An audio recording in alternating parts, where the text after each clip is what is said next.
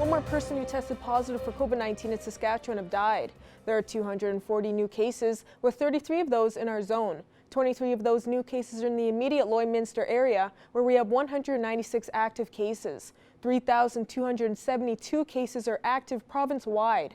202 people in hospital, with 13 in the northwest. 2 of those are in intensive care in our zone. More than 33,000 people have been vaccinated in the province. 2,111 people have been vaccinated in the northwest. A new addition to the residence and recovery team, Neil Harris, will be the men's group facilitator. We find out that there's not only new additions, but the center is also going to have a busy year. Joining us for Primetime Local News is Tyler Lorenz with Residents in Recovery. How are you today? I'm good, thank you. So your team is the newest addition, Neil Harris. Can you tell me more about what Neil will be helping with for Residents in Recovery? Sure, yeah, Neil's come on board to help support us with men's group facilitation. Serena and I have kind of been managing that to this point, but it's, it's just, we're so busy right now. We've been looking for someone to take over that role for a few months now, and with Neil's retirement happening in December, he just seemed like he'd be the perfect fit for that. So I reached out with him before Christmas, and it's all come to fruition just recently. So we're welcome. We're so blessed to have Neil come on board and take that over. And why is this essential for the center to have Neil join the team? Yeah, we needed somebody with some experience with men's issues, mental health and addiction issues. It's a rather large group. Having somebody to come in that isn't intimidated by a number of men with those mental health issues, it's not an easy role to fit into. So, with Neil's experience with the Interval Home, for the past number of years, it's a perfect fit for him, to come in and take over that group. And has the pandemic made it more difficult to find more additions to the team? I'm not sure of the pandemic. I mean, obviously there's a huge demand for individuals in our field. There's a lot of work out there for anybody that wants to get into mental health or addictions, and a pandemic has certainly created more demand for those services. So I mean, somewhat yes. It has been difficult to find somebody to fill that role because most people are working right now. So I guess I'm not sure if that was a pandemic thing or that's just a mental health and addiction thing. There's always work in our field, so it probably hasn't helped though, that's for sure. And so far throughout the pandemic, since we're speaking on that, how has support been for the center from residents? The pandemic's really added a lot of complications into what we do. We've, for the most part, managed it fairly well. We haven't had any cases of COVID to date in our center or in our program. So, I mean, from that perspective, we've somehow managed it quite well. It has come with a lot of additional stresses, though. We have had different points of time where we've had individuals in the houses quarantined or staff quarantined, as well as keeping clients locked up at certain points as well, and really regulating their movement has added a lot of stress on staff, and really been a detriment to the mental health of clients in a number of degrees as well. So I mean, it just is what it is. We've done our best to take it all in stride, following government regulations, and really promoting the clients to follow regulations as well. And a lot of them, questioning, some of the things that have been put in place, but, as are many people in society, but, we really have to work an honest program as best we can and promote, following of laws and health orders as well. So. And is there anything else you want to add for residents to know about for residents in recovery coming up in this new year? Yeah, it's going to be a busy year. Our numbers have never been higher. Our waiting lists are completely out of control. We're actively looking for a new house right now, a men's house right now. I think our men's waiting list in the Lloydminster area alone is over 30 people on there. So, we're anybody that, has a 5 or 6 or 7 bedroom house that they're looking to rent, please get a hold of us. We really desperately need just something, and especially if it's on the Saskatchewan side, we're really looking at Saskatchewan properties as well. So if anybody has anything out there, please get a hold of us. And yeah, it's going to be a good year. We're really looking forward to it. Like I mentioned, we'll have another announcement on Wednesday. So it's things are really looking up for us this year, and we're looking for big things ahead. Well, that's great to hear. Thank you so much for joining me today, Tyler. Thank you so much, Shelby. Furniture set and design supplied by Furniture Gallery and Furniture House, downtown Lloydminster. Welcome back. The Dean of Lakeland College's Emergency Training Center has been recognized with an international award. Jace Mackey spoke with him about the award and his 30-year career with Lakeland. I'm joined today with Chris Senaratna. He is the Dean of Lakeland College Emergency Training Center. Chris, thanks for taking some time to talk with me today. Thank you, Jay. So recently you won the 2021 Johnny G. Wilson Memorial Award. First of all, can you just tell me a little bit about this award? Sure. This is an award offered by the Pro Board, which is one of the international fire service accrediting bodies in the world. Actually, the very first one, established in 1972. And it's awarded annually to a person who has demonstrated professionalism in the field of fire service certification. So this award has been presented 10 times, and I'm the second Canadian to be given it. So what does it feel like to be honored and recognized in this way? Oh, I feel, first of all, humbled and honored, actually, because I got into accreditation in 1991 when I joined the Alberta Fire Training School, which is now the Lakeland College Emergency Training Center, and managed the accreditation that the province of Alberta had. And from that time, I've been really into accreditation and certification. I know the value of certification to the fire service, which is considered a very, very noble profession around the world. And to professionalize the service, meeting competency standards, and then giving third-party verification certifications has been the cornerstone of how to improve the service. And it's an honor actually to receive this award for the work I love doing. And so you were recognized for your commitment to fire service and lifelong advocacy.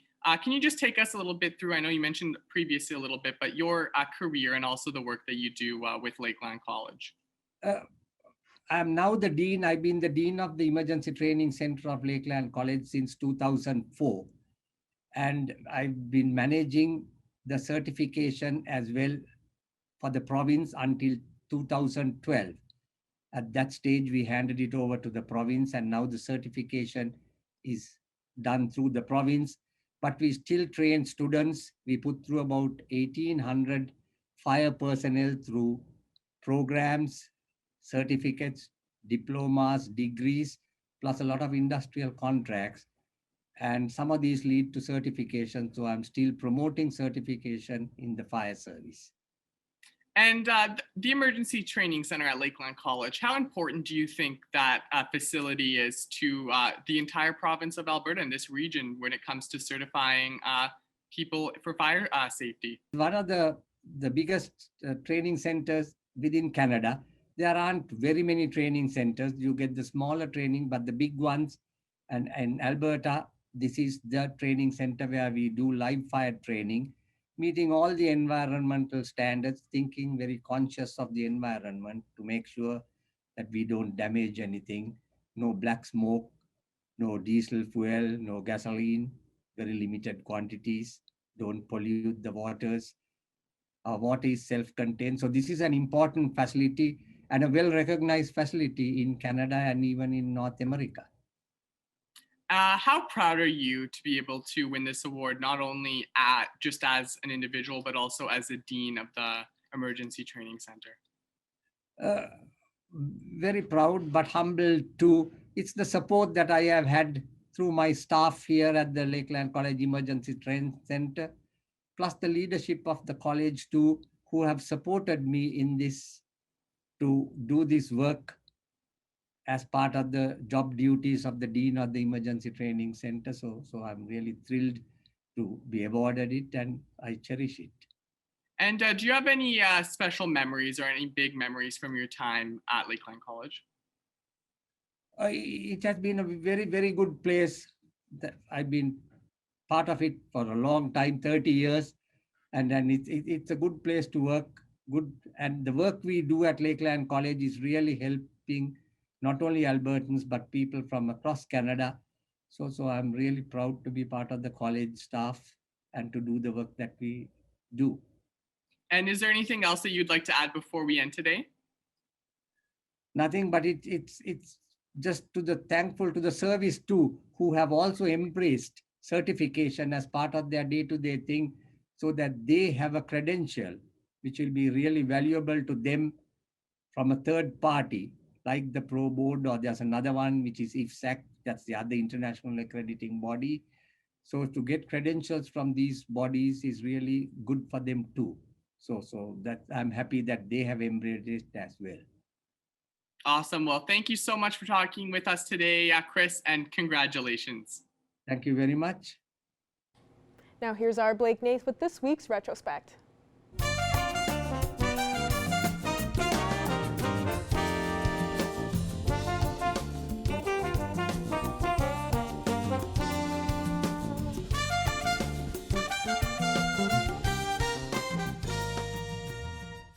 This week in Retrospect. Back in '96, the border city celebrates Oil Week, and we take a look at the hot new tech. What started out as a pilot project some 9 years ago has definitely paid off. Scepter Resources was the first company in the Midwest oil patch to use SAGD technology and are seeing substantial results. So we're sitting here with, say, 35 million barrels of oil in the ground, and we can only basically get 3% of it under normal producing processes. So with this enhanced process, I mean, we're starting to see recoveries in the order of upwards of 40%. The process was developed in the mid-'80s at the University of Calgary and is efficient in our area due to the amount of bottom water and the high viscosity of oil. We use the steam-assisted gravity drainage to minimize the effect of the bottom water and obviously maximize the mobility of the oil by heating it and altering the viscosity and then using gravity to force the oil to drain into the horizontal producers and then produce it out. And in 2001, the Alberta Independence Party discusses separation from the rest of Canada. Independent nation certainly looks better to me than what we're looking at right now. The newly founded Alberta Independence Party packed 200 members into a conference room in Red Deer this past weekend to discuss the separation of Alberta from Canada. It's time to cut off the lifeline. For some, the November election was just sort of the last straw in that whole series of events that showed that Eastern Canada seems to have specifically rejected the Canadian alliance. Dr. Foster adds parties like the AIP are looking for respect and want to be valued. But for Lloydminster, the separation of Alberta from Canada would mean an international boundary. As for local residents, feelings are divided. I wouldn't be interested in that at all. No? How come? No. I think we should stay part of Canada. No, I don't think it's a good idea at all. No. How come? Well, I just don't think we should separate. I think we should stay as a body, one body. And that's all for this week in retrospect. Retrospect this week is brought to you by Webb's Ford. Worth your while to drive the extra mile. Webb's Ford in Vermilion. That's all we have for news. Sports is next, but first, here's a look at your closing market.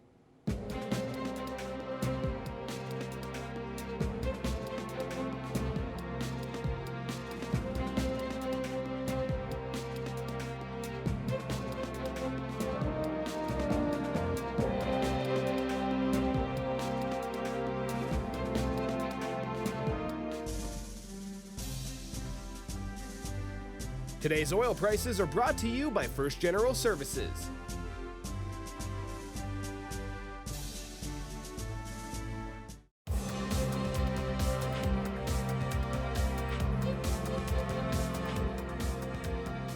In just 2 weeks, the Raymond James Stadium in Tampa, Florida will play host to Super Bowl 55. Before that, Evan Kenny and Eric Bay chatted about the AFC and NFC championship games.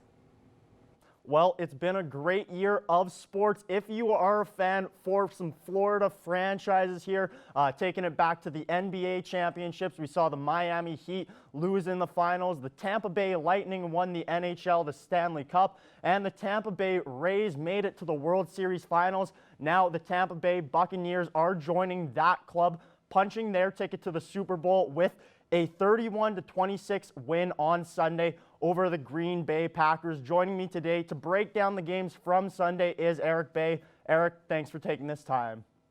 Yeah, you're right. It has been a good year here for Miami/Florida franchises. Now, Eric, I guess just first of all, jumping into this game between the Bucs and the Packers, what did you see here from either team, and really what gave the Buccaneers the win here? Yeah, I mean, I think we've said it all season long that really the strength of this Bucs team is kind of their defense, and they really showed up again this week. They pressured Aaron Rodgers. They got, I believe, 5 sacks on the guy. They kept hitting him a lot, kept him from being comfortable. You know, the Packers had to go to a lot of quick dump-offs here and there earlier on in the kind of the second quarter. And from the offense, I mean, we still really want to see a complete game. Tom Brady, those guys had a great first half, tons of third down conversions, but the second half, obviously, those 3 picks, and just really a tough game overall. So I think, again, this was a solid team win. The Bucs definitely deserved the victory, but when you look at it, you still want this offense to show up a little bit more here when we come into a Super Bowl week. For sure, the Bucs, you know, they got sacks, like you said, on Aaron Rodgers. They really shut down Green Bay's run game. They had that interception, you know, and a forced fumble rather, which, you know, helped lead them to get those scores. And you're right, you would have wished to see Tom Brady maybe loosen up, or rather not loosen up, but tighten up and not throw so many picks. But you can't complain too much. A win is a win there. Now, a big thing that lots of people are talking about is the Green Bay Packers and Matt Lefleur's choice to kick a field goal with just right around 2 minutes left in that game. Now, I guess, first of all, Eric, would that have been your choice to do? No, I mean, you look at it, you're down by 8, and if you're kicking the field goal, I mean, that obviously means you want to potentially win the game if you get the ball back. But, I mean, there's no guarantees you get the ball back. As you said, right around 2 minutes there. That's a very short window of time, even if you have 3 timeouts plus the 2-minute warning. So, again, that's a tough decision because, as I said, a field goal doesn't help you. You have 4th and goal from the 8-yard line. You only have 8 yards to go. This is probably going to be your best shot at scoring a touchdown the rest of the game. Put it in Aaron Rodgers, one of the best quarterbacks of the past decade. Put it in his hands and let him go. But, I mean, you know, you can judge everything you want here. If it had worked, that's great. If that penalty hadn't happened late, Green Bay gets the ball back, who knows? So hindsight's 20/20, but really tough decision for me, for Matt Lefleur to make there. Now, quickly here, Eric, there was that defensive pass interference, as you mentioned there, which, you know, it could have been a completely different football game had that not been called. Quickly here, was that a penalty or no? It is a penalty, but the way they played the game and called the game the entire time, they were letting everything go, letting these guys play. So for 58 minutes, you call the game one way and then call that. That's my problem with that penalty. Now, Eric, jumping into the other game that happened on Sundays, the Buffalo Bills lost to the reigning Super Bowl champion, the Kansas City Chiefs, 38-24. And I think, Eric, besides that fumble on the punt return there, Kansas City really didn't do anything wrong in this game. Yeah, I mean, I think really at this point, Kansas City's own worst enemy is themselves. As you mentioned, they fumbled that punt at the 3-yard line to go down 9-0. And that was really it, the only really scare of the game, because after that, the offense really took off. And Travis Kelce, Tyreek Hill, those guys have proved pretty much impossible to stop here all playoff long. They did so again. And it's like you say, other than that turnover, Kansas City did everything you want them to do in a conference championship on the way to a Super Bowl. Now you mentioned it, that two-headed monster in Tyreek Hill and Travis Kelce. Kelce actually set an NFL record for a championship game with the most receptions at 13 receptions in that game. How huge will they be going into this Super Bowl? I mean, obviously they're going to be huge. I mean, you look at these guys are the focal point of this offense, and even if you can limit them, that means other guys are going to be open, because you're probably going to have to at least double Tyreek Hill for most, if not all of the game. So that leaves somebody else open there. So even if they don't produce like they have here these last 2 weeks, there's a chance that somebody else is able to produce, because these guys are just such a big factor in what defenses have to key on. So even if you're not producing, they're producing, if you know what I'm saying. Well, Eric, I do know what you're saying, so this should be an exciting Super Bowl that will take place on February 7th. We'll have more of a breakdown on that game closer to. Eric, thank you for joining me. Yes, looking forward to it. Should be a great game. Having a quick look at your 7-day forecast. Today we're looking at -20, and later on through the week we're seeing -17 on Wednesday, -15 on both Thursday and Friday, so it's definitely looking a little bit chillier. Saturday and Sunday we're looking at -14 on Saturday and -12 on Sunday, so don't expect to see too much sun. And Monday we're looking at -8.